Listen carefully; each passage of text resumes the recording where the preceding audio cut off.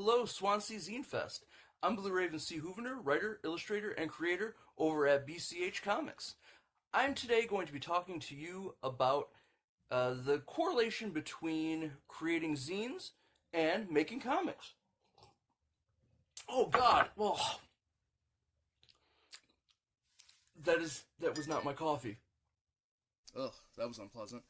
Anyways, I was saying, being an independent comic maker, I've met creators from all walks of life, and met multitudes of aspiring comic creators. Now, there's not a perfect divide, but the bulk of the ideas I've run across seem to be lumped into one of two categories. There are the hardcore Big Three worshippers, who strive to have their work noticed and picked up by the gods of the industry. Then there are the creators like me, who just want to get their work out there, see their stories told, and really don't care if the gods smile upon them.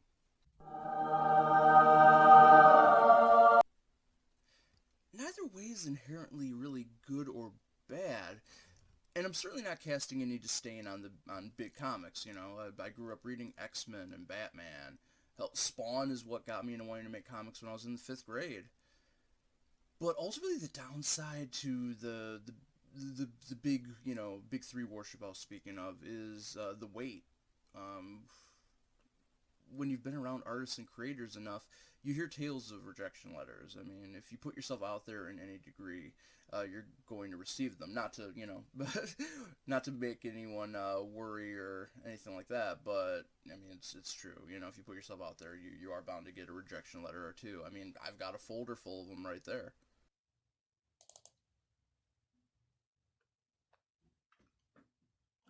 No, not that folder.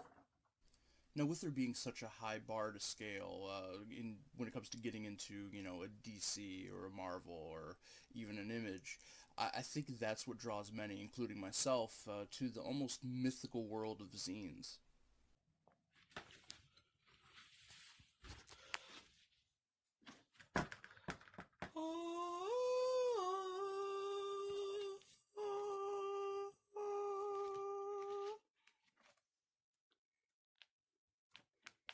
Did you get that?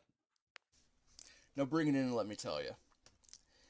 Zines are a magical world of unfiltered voices, unfettered by commercialism, telling the tales they want to, and in this day and age, there's no gatekeeper. There's no one keeping you from making a zine. And with zine libraries, distros, and indie bookshops willing to promote, sell, and even talk up your work, you can get your ideas out there to people that wouldn't see them normally. Especially if you're hanging back waiting for the golden ticket to come in the mail. No. No. Oh, is it? Oh, it's a credit card ad. That's a credit card bill. The only bar standing between you and the work you want to make is really the almighty dollar. More accurately, how much you're willing and or able to spend. After some intensive drawing, scanning, layout, you can get a solid amount of pages printed off for $20 or less, and then a night of stapling, which doing the stapling and stuff like that yourself, huge cost-cutting measure. But you end up with nice booklet style zine here.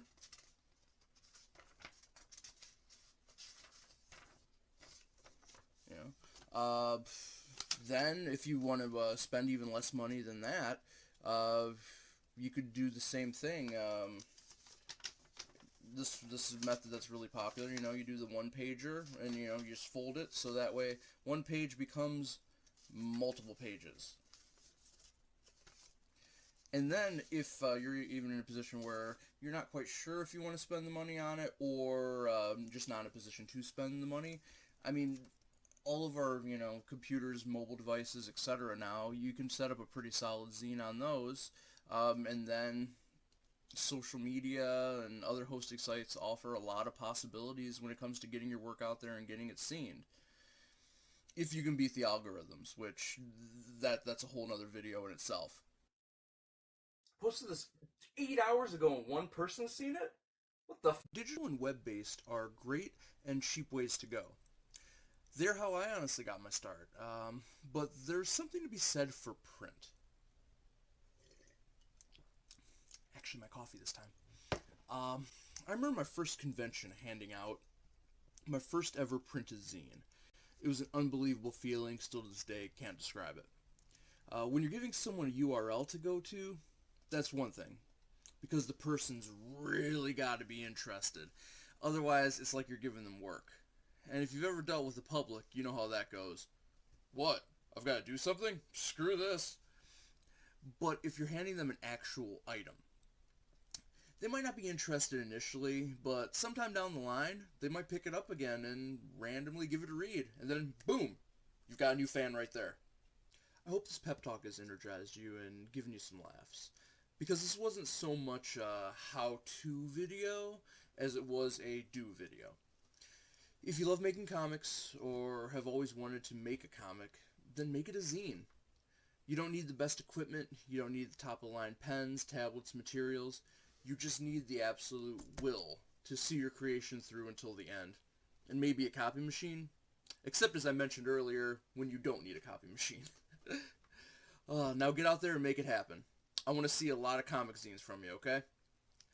Thank you for spending your time listening to me rant. Again, I am BluRaven Houvener of BCH Comix, signing off from Swansea Zine Fest.